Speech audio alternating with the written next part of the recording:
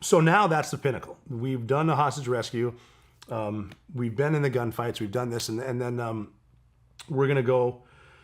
I'm gonna go to Afghanistan again, and this time. So I'd been at an outstation. I'd been on the strike teams. I'd run the outstations. Now I'm the senior enlisted, running all of them. I'm the senior enlisted for all the outstations, and my job simply now is to work with the agency, get intel from these different places, try to find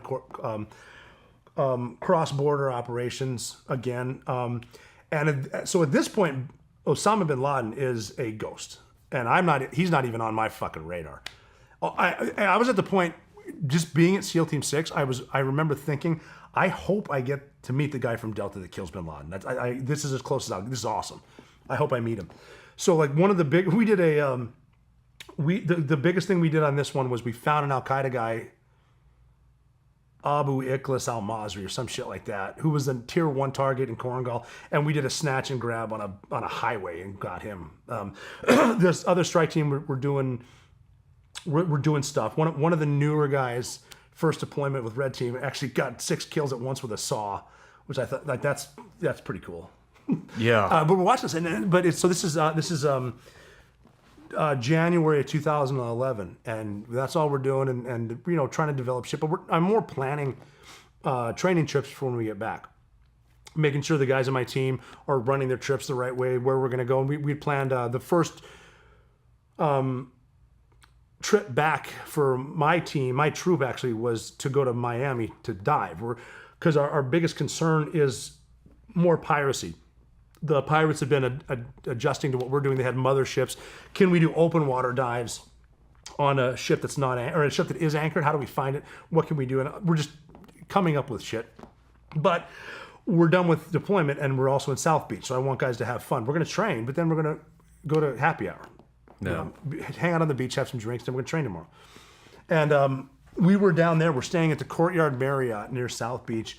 And we're outside. Well, before we went on this trip, our boss, the commanding officer of Red Squadron, was coming on the trip. And we're kind of like, well, that's a drag because we can't have as much fun with the CO there. But he got pulled. They're like, yeah, he's got to go to D.C. for something. So we're good. And we didn't know why the CO and the Master Chief went to D.C., but we're down there. And then my boss got a call, my troop commander, and he said, hey, we got to go back. We got to go back to Virginia Beach. So pack your shit up as soon as you can. We're going to get the first flights out of here.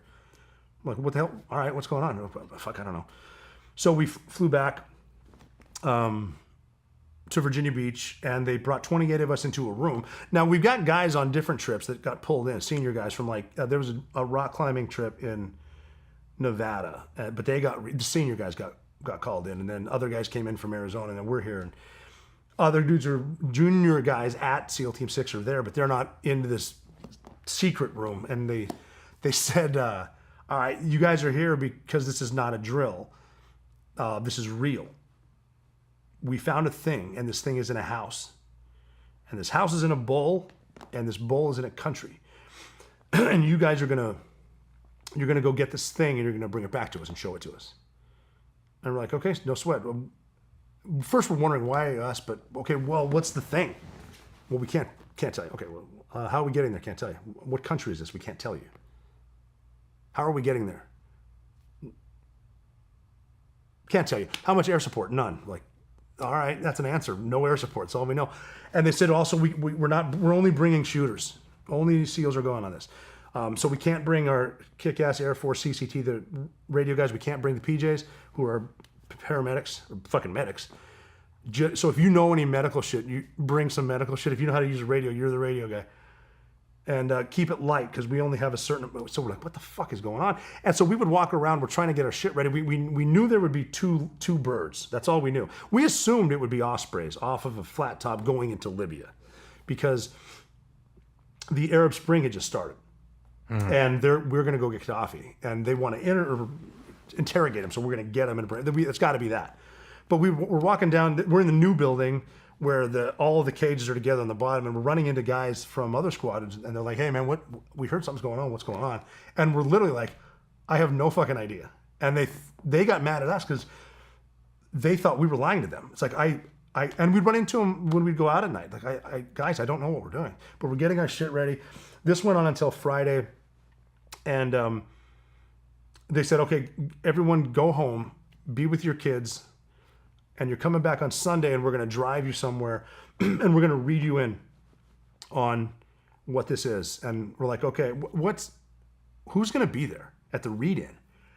And the tired bosses were like, oh, probably the vice president, the secretary of defense, the secretary of the Navy.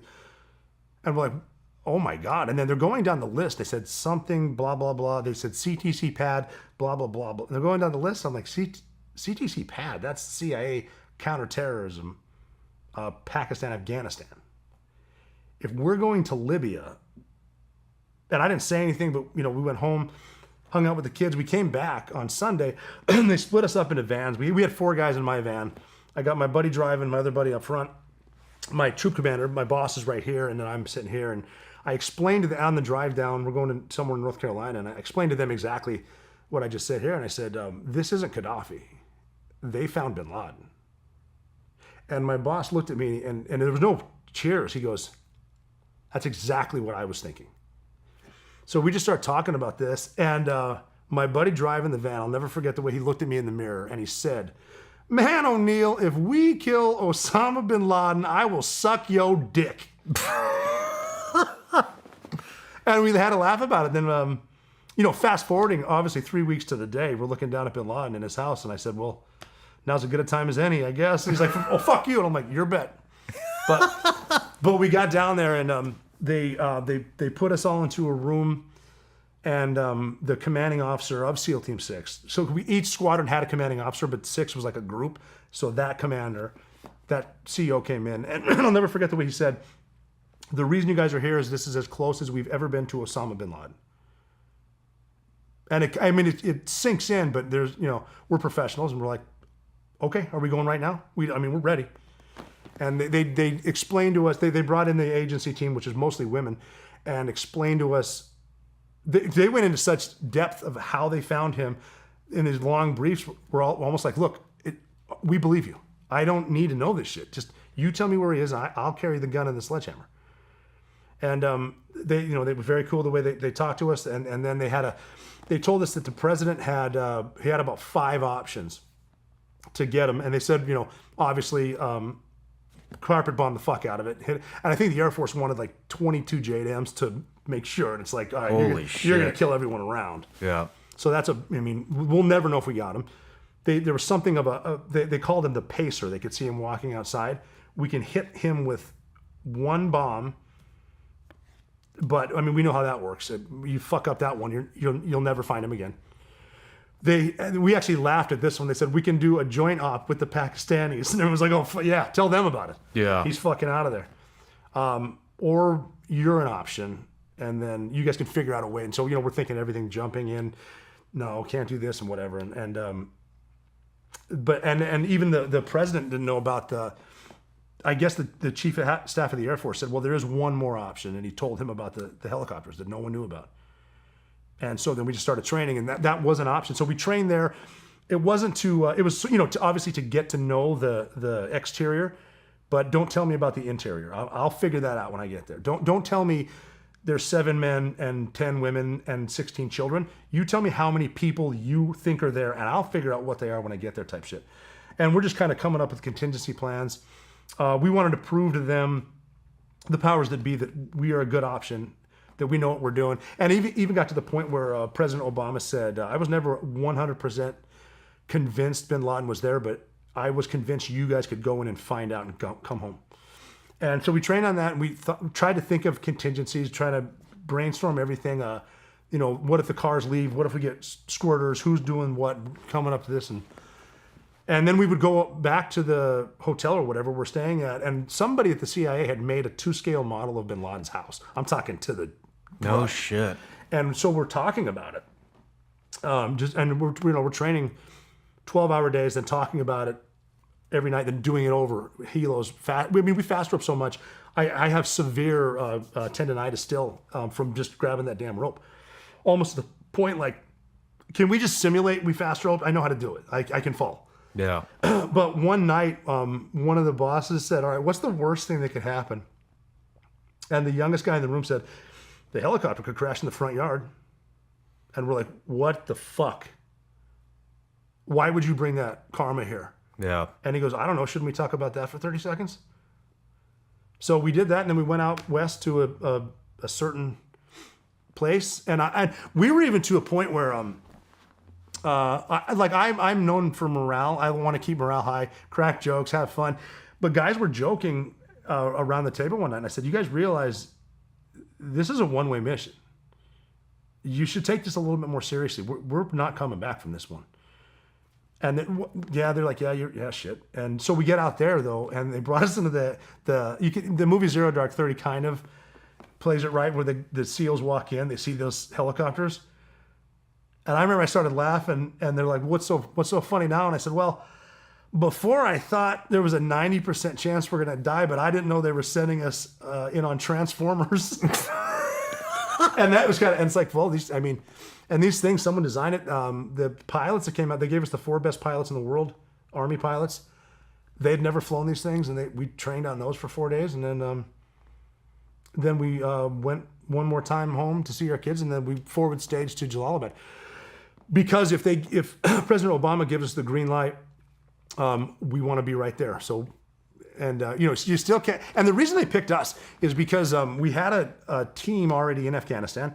We had the National Mission Force, which is for a contingency. But if that team in Afghanistan stopped working and just started training, someone might notice. If the National Mission Force leaves, someone might notice. This squadron is supposed to be leaving. No one's going to care. That was us. So it's better to be lucky than good. So we went over there. There was a squadron over there. And we came in to do the bin Laden raid, and they knew it. Oh, can you imagine? And I'll tell you what, I cannot say enough good about them. I would have been, fuck you guys. We're SEAL Team 6, and you guys come to do it.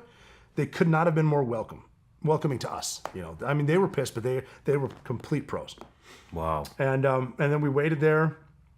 We would play poker with those guys, and they said we actually weren't fun to play poker with because you're like, fuck it, I'm all in too. I'm gonna die tomorrow. Just dark humor. But then we did get the green light, and we're gonna launch. We have Saturday or Sunday to launch because that's our 48 hours of 0% illumination. And if we miss that window, though, we got to wait 30 days. We're going in 0%. And we got lucky because the rumor was that bin Laden was going to leave on September 11th of that year to a new place. That's the rumor. It could be false, but that's what I heard. So we got the green light. We didn't launch on Saturday because of the correspondence dinner. And we figured if the entire cabinet and the president are in a room with the entire press corps and they all get up and leave, the press corps is going to be like, huh, what's that all about? Yeah. And I guess even Hillary Clinton was like, wait, we're not launching on Saturday because of fuck those guys, we're launching. Yeah. Which Hillary Clinton, I'd never vote for her, but I'd take her in a foxhole.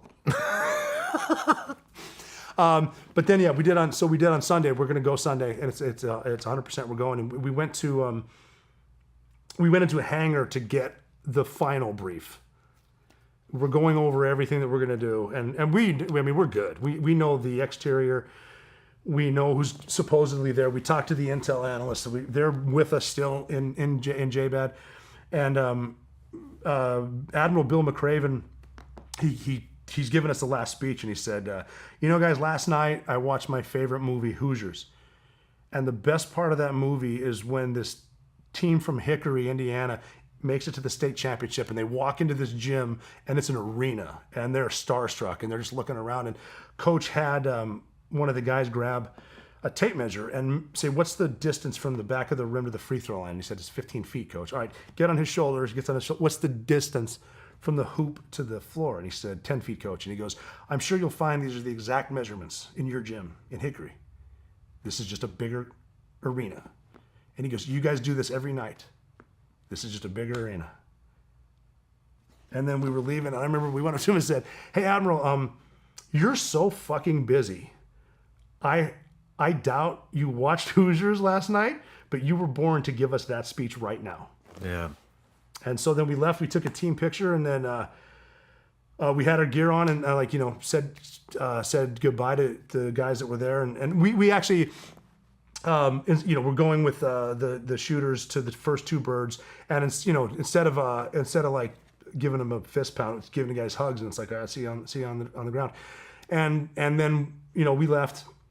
you do your last thing, take a piss or what. Like one of my concerns was how are we going to pee on the way? I don't want to get out and have to pee. Like, and they actually, someone came up with these little, I don't know if they have them now, they're probably common. Those little diapers you unfold, you can pee in them. But I actually, I don't even trust these things. I'm peeing in a bottle and I'll throw it out. I actually kept the damn bottle of piss in my pocket the whole mission. I forgot about it. I was pretty excited. I mean, to the point where we were given access to everything. Like, didn't even need to be approved for use yet. If it works, you can have it. And but we're measuring, like we're trying to cut guys off for like, you're too heavy, these two guys, don't carry that because certain pounds of fuel to get there. Because we don't have refuel. It was that calculated. We were trying to keep it to that. 32 minutes on the ground. We had a dude come in, I don't remember what the hell he was trying to sell us, but he said, here's this box that it jams everything. Like it jams cell, but like it can jam landlines, it jams this shit, and it weighs, and it's like a kilometer radius. Wow. And one of the guys goes, has it been tested in a helicopter? And he goes, no. And he goes, I have a better idea. Can you invent something that's only 30 pounds? It's the radius of this room and it jams bad ideas.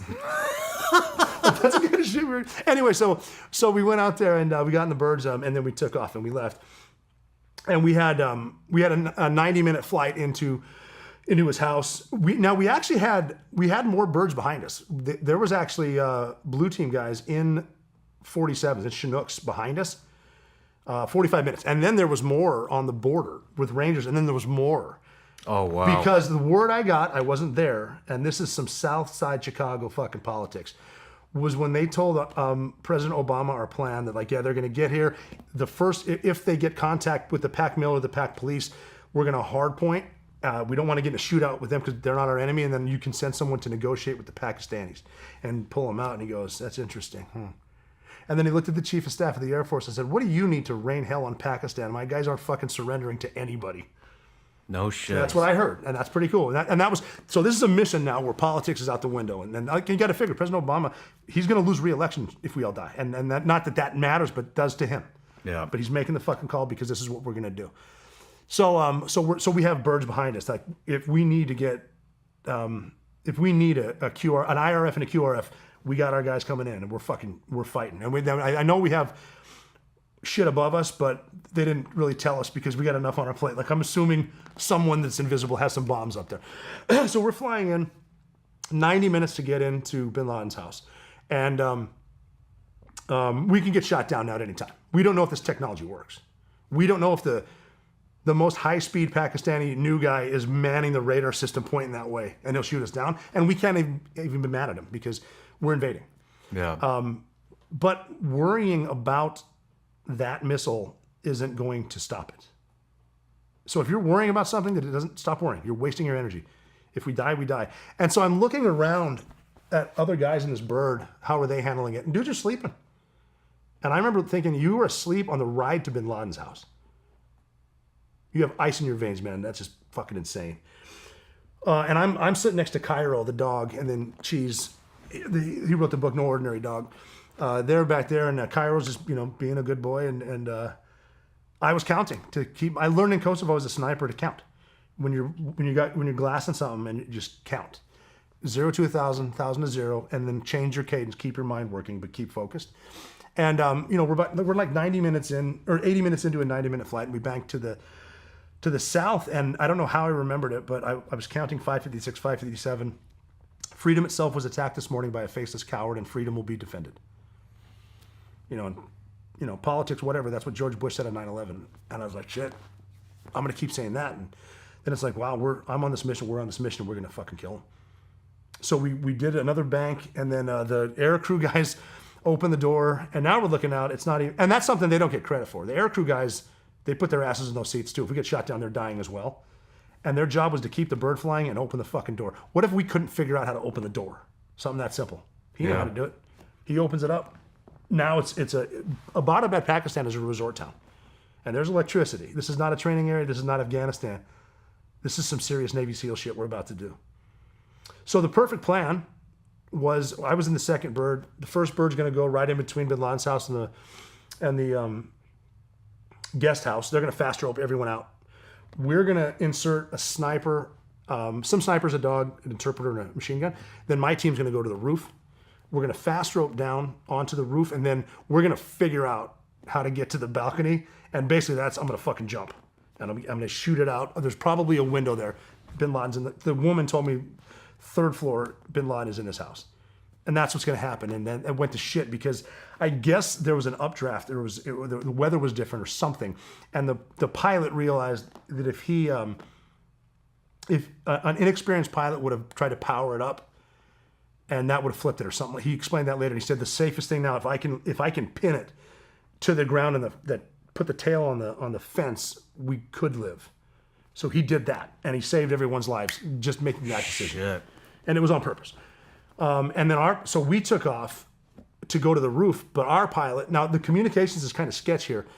Our pilot saw him do that, and he realized that, well, shit, if he can't hover, I'm not trying up there. So he just went back down. So all we know is we went up and we came down, and the pilot's basically saying, get out. And I remember putting my first foot came out, and I'm looking at Bin Laden's house, and I remember thinking, fuck it, I guess we'll start the war from here. And I knew damn well there's a wall, just because we trained so much. There's a door on the wall, northeast corner, which is off to my left. And so the breacher decided to go up and put a 7-foot charge of C6 on it. So now because we're hitting this side, they're somewhere in there, I think. We're gonna go into the house this way, and we can go up with them. He blasted the door. It opened like a tin can, and there's a brick wall behind it. So on the wall, there's a wall, and the breacher said, "All right, failed breach. This is bad." He said, "No, this is good. That's a fake door. Nobody does that. He's in there." So then we know there's another door over here, which is the carport, which we know opens because the cars go in and out.